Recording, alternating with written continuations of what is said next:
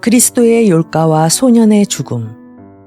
카라마조프 형제들, 죄와 벌, 악령 등 대장편을 저작한 도스토예프스키의 짧은 단편을 낭독하는 일은 신선합니다.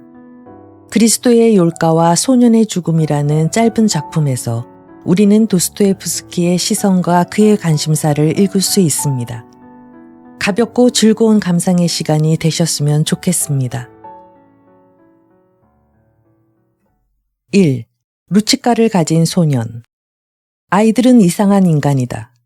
그들은 꿈을 꾸고 꿈에 나타난다. 나는 율가, 즉 크리스마스 트리 앞에서나 크리스마스 전에 소년 소녀를 위한 제일에 거리에서 또는 어느 곳에서 아무리 보아도 7살을 넘지 않은 듯한 소년을 자주 만났다. 혹독하게 추운 날, 소년은 거의 여름 옷차림을 하고 있었지만 그의 턱은 무슨 헌옷으로 감싸고 있었다. 즉 그것은 누가 보내줘서 장만된 것이다. 그는 늘 손잡이 루치카를 가지고 다녔다. 이것은 수로이다. 즉 구걸을 한다는 뜻이다. 수로는 이런 소년들이 생각해낸 것이다. 그와 같은 많은 소년들을 거리에서 보게 되며 그들은 무엇인가 암송한 것을 구슬프게 부르짖고 있다. 그러나 구슬프게도 부르짖고 있는 것이 아니라 순진하게 말하고 있는 것이다.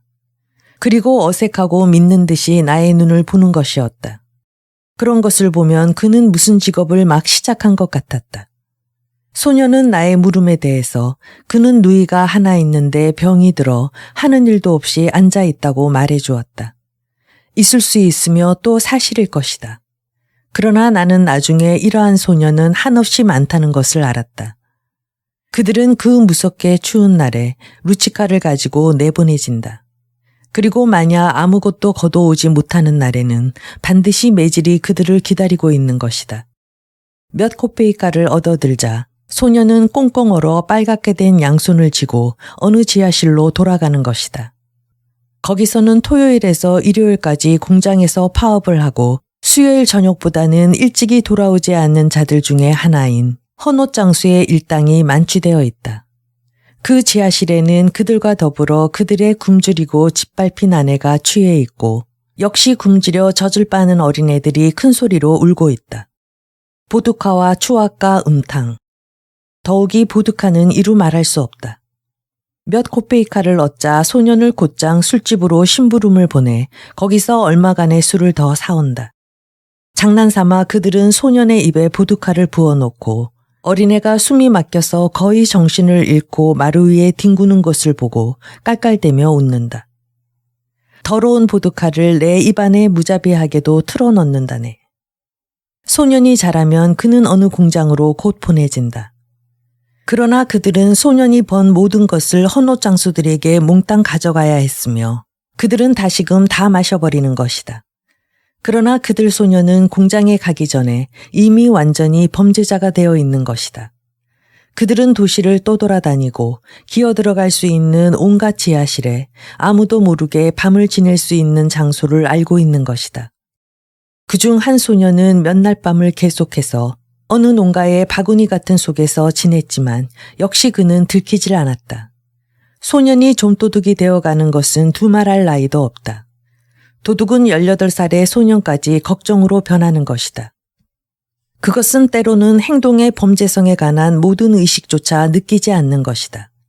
결국은 굶주림, 추위, 매질과 같은 모든 것을 오직 한 가지를 위해서, 자유를 위해서 참아야 하며 스스로 방랑하기 위해서 자기의 혼옷 장수로부터 도망치는 것이다. 이 야생의 인간은 때로는 아무것도 모르며 그가 어디에 살고 있는지, 어떤 민족이며 신이 있는지, 황제가 있는지도 모른다. 이러한 것은 그 실존에 관해서 듣는다는 것은 믿기 어려우며 그러나 항상 사실이라는 것을 전해주고 있는 것이다. 2. 크리스마스 트리에 부름을 받은 소년. 나는 소설가이므로 아마 하나의 이야기를 스스로 창작한 것 같다. 왜 내가 같다고 쓰는가 하면 나는 창작한 것을 자신도 확실히 알고 있으면서 그것은 어디서인지 정말 있었던 것처럼 느껴지기 때문이다. 마치 크리스마스 전날 밤에 어느 큰 도시에서 무섭게 추운 밤에 있었던 것처럼 느껴진다. 지하실에는 소년이 있었지만 아직 몹시 어리고 겨우 6살 아니면 그보다도 훨씬 어린 소년의 모습이 내 머리에 떠오른다. 이 소년은 축축하고 냉기가 감도는 지하실에서 아침에 눈을 떴다. 무슨 잠옷 같은 것을 입고 떨며 있었다. 숨은 하얀 증기가 되어 내뿜어진다. 소년은 구석 상자 위에 앉은 채 지리한 나머지 입에서 숨을 내뿜고 그것이 증기가 되어 튀어나가는 것을 보면서 마음을 위로하고 있었다. 그러나 그는 먹고 싶어 견딜 수 없었다. 아침부터 여러 번 판자 침대 곁으로 가보았다. 그곳에는 하트 케이크처럼 얄팍한 이불을 깔고 베개 대신에 무엇인가 보따리를 머리 밑에 베고 병든 어머니가 누워 있었다. 그녀는 왜 이런 곳에 있는 것일까? 필경은 아이를 데리고 다른 도시로부터 왔지만 벼랑간 병이 든 것이리라. 집 주인의 아내는 불과 2, 3일 전에 경찰에 잡혀갔다. 제1의 일이었으므로 방을 빌고 있는 사람들도 흩어져서 홀로 남은 넉마장수도 제1을 기다리지도 않고 정신없이 취해서 일주야나 죽은 듯 누워 있었다. 방 저쪽 구석에서는 80이나 되는 노파가 류마티즘으로 신음하고 있다. 그는 언젠가 어디서 보모로 고용되고 있었지만 지금은 홀로 쓸쓸히 죽어가면서 신음소리를 쉬기도 하고 한숨을 쉬기도 하면서 소년에게 잔소리만 하고 있었다. 그래서 소년은 이 노파가 누워있는 구석에는 겁이 나서 가까이 가지 않게 되었다. 소년은 마실 물은 어느 입구 복도에서 얻었지만 먹을 것은 빵껍질 하나 찾아낼 수 없어서 이미 10번이나 어머니를 깨우려고 판자 침대 곁으로 갔다. 마침내 어둠 속에 있는 것이 무서워졌다. 날은 벌써 어두워지고 있는데 불이 켜지지 않는다. 그는 어머니 얼굴을 만져보았다. 어머니는 꼼짝도 하지 않고 담장처럼 차디찬 데에 소스라쳐 놀랐다. 여긴 지독하게 춥다고 그는 생각하고 세상을 떠난 어머니 어깨에 저도 모르게 손을 얹은 채 잠시 서 있었지만 손에 입김을 불어 꽁꽁한 손가락을 녹였다. 소녀는 느닷없이 판자 침대 위를 더듬어 차양이 없는 조그마한 모자를 쥐자 더듬거리며 조용히 지하실에서 빠져나갔다. 더 빨리 나가고 싶었지만 층층대 위에서 도사리고 옆 출구에서 온종일 으르렁거리고 있는 개가 무서웠던 것이다. 그러나 이제 개가 없어졌으므로 그는 느닷없이 거리로 뛰어나갔다. 아, 참 훌륭한 거리다. 지금까지 이런 거리를 본 적이 없다. 여기 오기 전에 있던 시골 도시는 온 거리에 가로등이 하나밖에 없고 밤이 되면 깜깜하였다. 낮은 목조 건물은 덧문을 닫아버리고 거리에는 날이 저물자마자 사람이라곤 하나도 보이지 않는다. 모두 제각기 자기 집으로 들어박힌다. 다만 몇백 마리, 몇천 마리의 수많은 개가 밤새도록 으르렁거리며 지저대는 것이다. 그러나 그 대신 거기는 따뜻하고 언제나 먹을 것을 얻을 수 있었는데 여기는 단 한 입이라도 먹었으면. 그리고 여기는 왜 이렇게 시끄러운 소리와 떠드는 소리로 가득 차 있을까? 눈부신 빛에 넘쳐 있을까? 그리고 많은 사람, 말, 마차, 그리고 혹독한 추위, 살을 내는 추위.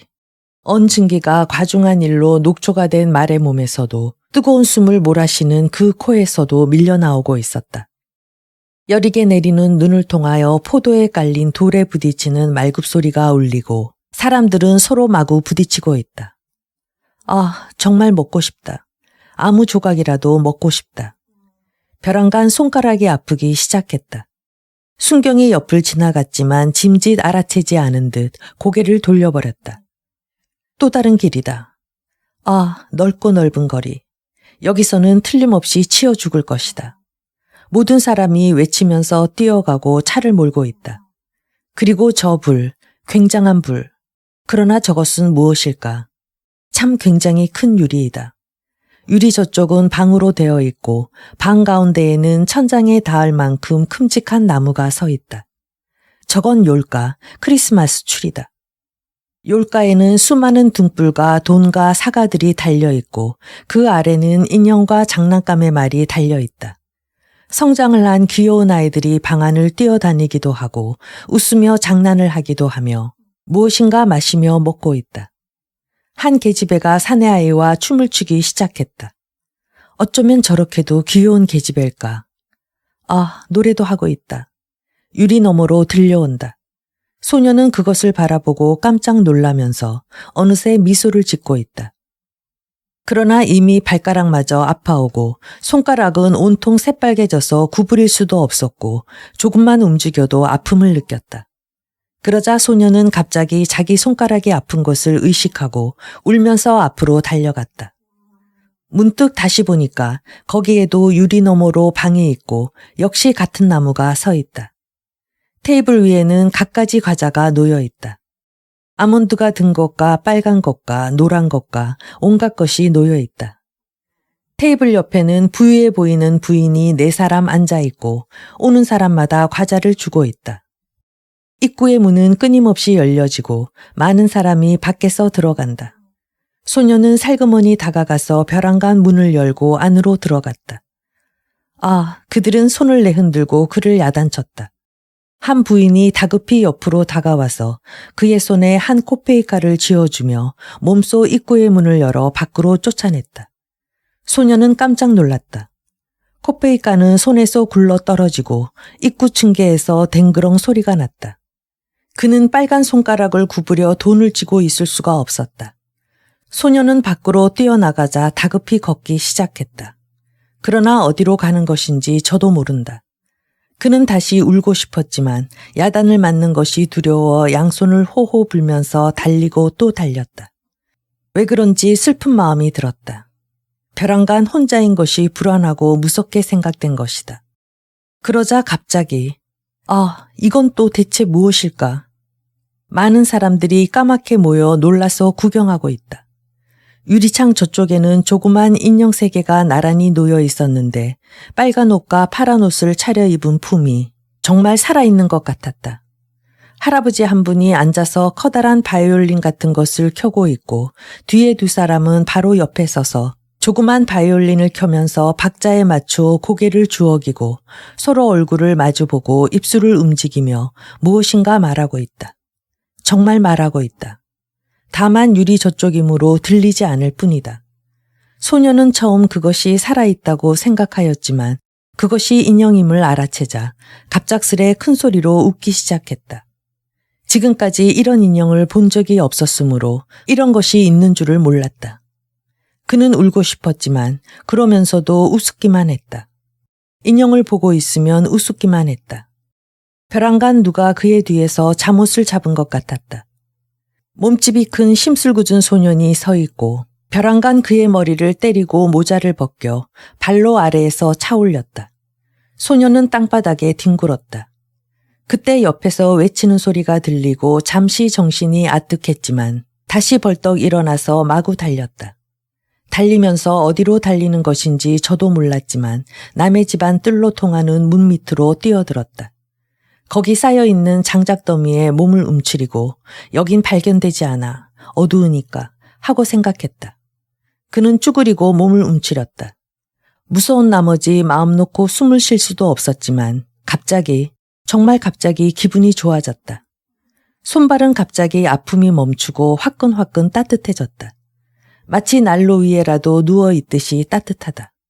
그러자 그는 바르르 몸을 떨었다. 졸기 시작한 것이다.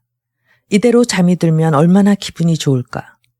잠깐 여기 앉아 있다가 다시 인형을 보러 가자 하고 소녀는 생각했다.